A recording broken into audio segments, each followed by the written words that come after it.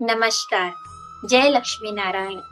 आज मैं आप सबको माता लक्ष्मी और भगवान विष्णु की बहुत ही सुंदर और बहुत ही प्रेरणादायक कथा सुनाने जा रही हूँ। यह कथा हमें सिखाती है कि सिर्फ पूजा पाठ ही नहीं, दया, सेवा और परोपकार भी भगवान को अत्यंत प्रिय है। यही उनकी सच्ची सेवा होती है। तो चलिए सब साथ मिलकर सुनते हैं और कमेंट में जय श्री हरि, जय माता लक्ष्मी जरूर लिखिएगा। माता महालक्ष्मी ने गरीब भक्त की परीक्षा ली। एक दिन भगवान विष्णु वैकुंठ धाम में शेष नाग पर विराजमान होकर आराम कर रहे थे और माता महालक्ष्मी उनके चरणों की सेवा कर रही थी। आराम करते हुए अचानक प्रभु की दृष्टि पृथ्वी पर उनके एक गरीब ब्राह्मण भक्त पर पड़ी। वह ब्राह्मण बहुत गरीब था। उसकी घर की छत टूटी हुई थी, कपड़े पुराने और फटे हुए थे। कई बार तो खाने के लिए भोजन भी पर्याप्त नहीं होता था। लेकिन एक बात विशेष थी, उसकी भक्ति में कभी कमी नहीं आई। वो रोज सुबह प्रातः उठता, स्नान करता और भगवान के सामने एक बूंद घी डालकर दिया जलाता और भगवान से हमेशा सच्चे दिल से प्रार्थना करता, उनका नाम जप करता, उनका स्मरण करता। मिट्टी के छोटे से दिए में एक बूंद घी डालकर दिया जलाता और भगवान से प्रार्थना करता। ये बात प्रभु को भी बहुत अच्छी लगती कि उसकी इतनी श्रद्धा है। एक दिन माता महालक्ष्मी ने प्रभु को उस गरीब ब्राह्मण की तरफ देखते हुए पाया, तो उन्होंने उनसे पूछा, प्रभु आप किसे देख रहे हैं? तब भगवान विष्णु माता महालक्ष्मी से बोले, देवी मैं पृथ्वी पर अपने एक भक्त को देख रहा हूँ। वह बहुत गरीब है, बहुत ज्यादा गरीब है, लेकिन उसकी श्रद्धा और उसका विश्वास, उसकी भक्ति मेरे प्रति अटूट है। माता महालक्ष्मी ने आश्चर्य से कहा, यदि वह आपका इतना बड़ा भक्त है तो उसके जीवन में इतनी कठिनाइयां, इतनी परेशानियां क्यों हैं? प्रभु मुस्कुराए और कहा, देवी वह मेरा सच्चा भक्त है। यह तो सच है, लेकिन उसे अभी एक बात सीखनी है।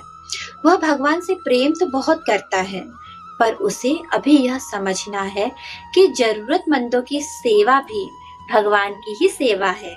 माता महालक्ष्मी ने कहा, प्रभु यदि उसे यह सीख मिल जाए तो उसका जीवन बदल सकता है। भगवान विष्णु ने कहा कि देवी यही समय है उसकी परीक्षा का। अगले ही दिन माता एक वृद्धा का रूप धारण करके पृथ्वी पर उस ब्राह्मण के घर पहुंच गई। वह दोपहर का समय था। जैसे ही ब्राह्मण पूजा समाप्त करके बैठा, वैसे ही उसे दरवाजे पर किसी के आने की आहट सुनाई दी। बाहर एक बहुत ही कमजोर और थकी हुई वृद्धा स्त्री खड़ी थी। उस वृद्धा स्त्री ने कांपती हुई आवाज में कहा, बेटा बहुत प्यास लगी है, क्या थोड़ा पानी मिल सकता है? ब्राह्मण तुरंत घर के अंदर गया और एक साफ बर्तन में पानी लेकर आया और उस वृद्धा स्त्री को दिया।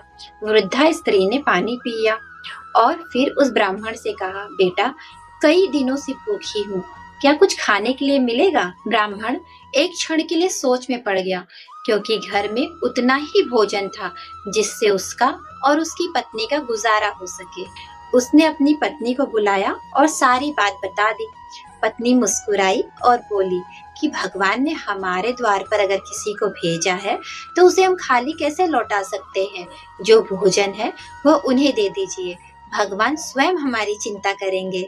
दोनों ने अपना भोजन उस वृद्धा स्त्री को परोस दिया। वृद्धा स्त्री ने प्रेम से भोजन ग्रहण किया। जाते समय उसके चेहरे पर करुणा और प्रसन्नता दोनों झलक रही थी।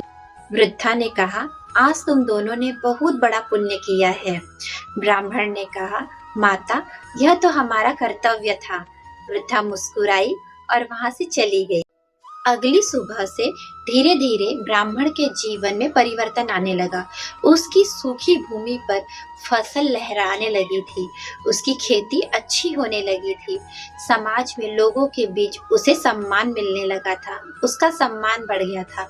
लेकिन सबसे बड़ी बात, उसके मन में अब पहले से ज्यादा संतोष और खुशी थी। उसने अपने पत्नी से कहा कि मुझे पहले से अधिक मन में संतोष और शांति महसूस होती है। कुछ समय बाद एक दिन अचानक से उसके घर में चारों तरफ उजाला ही उजाला फैल गया। एक अजीब सी दिव्य रोशनी फैल गई। उसने देखा कि उसके सामने भगवान विष्णु और माता लक्ष्मी स्वयं प्रकट हो गए हैं। ब्राह्मण और उनकी पत्नी भाव विभोर होकर माता लक्ष्मी के चरणों में गिर पड़े। माता लक्ष्मी ने कहा, पुत्र, उस दिन वृद्धा के रूप में मैं ही तुम्हारे घर आई थी। तुम स्वयं भूखे रहे, लेकिन तुमने एक अजनबी की सेवा की, एक अजनबी को भोजन कराया। भगवान विष्णु बोले, सच्ची भक्ति केवल मंदिर में दीप जलाने से नहीं होती। जब किसी भूखे को भोजन कराया जाता है, किसी प्यासे को पानी दिया जाता है या किसी दुखी को सहारा दिया जाता है, उसकी सेवा की जाती है, तो वह सेवा सीधे हमारे पास पहुंचती है। माता लक्ष्मी ने आशीर्वाद देते हुए कहा, जहाँ दया, सेवा, विनम्रता और भगवान का स्मरण होता है, वहाँ मैं सदैव स्थायी रूप से निवास करती हूँ। उस दिन के बाद से ब्राह्मण का जीवन सुख, समृद्धि और शांति से भर गया। उसने भी लोगों की सेवा करना अपना धर्म बना लिया। भगवान की पूजा तभी पूर्ण होती है जब उसके साथ दया, सेवा और परोपकार भी जुड़ा हो। जहाँ करुणा होती है, माता लक्ष्मी का सच्चा वास वही होता है। जय माता महालक्ष्मी, जय श्री हरि, जय लक्ष्मी।